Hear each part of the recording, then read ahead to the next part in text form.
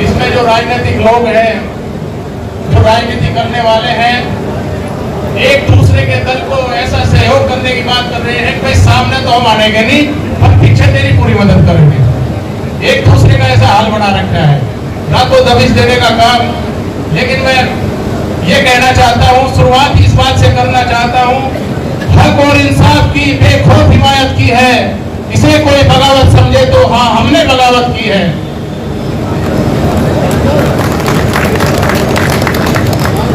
आज हमने, जैसा कि अभी सुरेश जी ने बताया, दुनिया का सर्वश्रेष्ठ कर्म हमने किया, यज्ञ।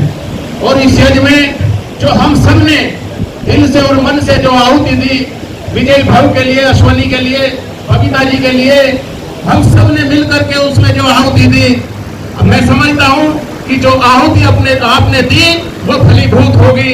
वो 11 मई को जो आप वोट डालने जाएंगे, वो नतीजा उस दिन पता लग जाएगा आज की आहुति का। नौजवान साथियों, बुजुर्गों, चुनाव शुरू हो चुका है और चुनाव ये कोई साधारण चुनाव नहीं है कि नगर पालिका का चुनाव छोटा मान करके इसको साधारण मान लिया जाए।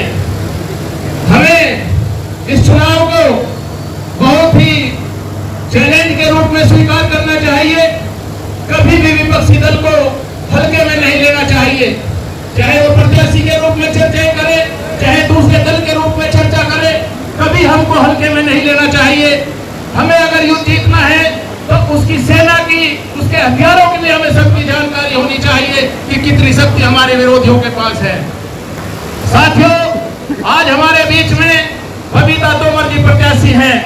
हमें विचार करना चाहिए इस बात का, आखिर क्यों बबीता को हम वोट दें।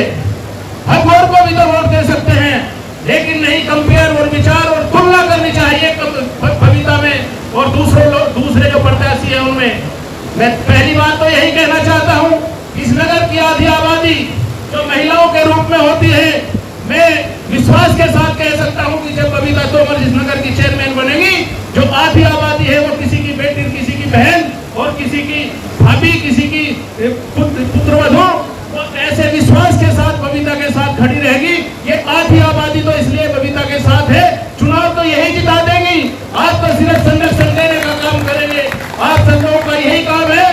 और मैं बहनों से भी, माताओं से भी ये भी निवेदन करना चाहता हूँ, जो 11 मई का दिन होगा उस दिन इनको, जितने भी ये राजनीतिक व्यक्ति हैं, आपके घर में रोज आप चूल्हा चौका करती हैं, उनको खाना बना करके खिलाती हैं, उस दिन आप ये हड़ताल कर देना कि पहले 11 मई को नल के निशान पर बोर्ड लगा कर हो, उसके बाद आपको खाना और चाय नाश्ता दिया जाएगा।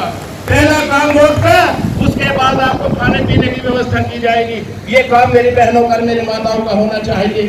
साथियों, मैं इन बातों से कहने के बाद मैं उस माता को भी नमन करना चाहता हूं जिस कोख से बबीता को जन्म मिला है, क्योंकि बबीता जी चौधरी धर्मपाल सिंह जी के यहाँ पुत्री के रूप में जन्म लिया।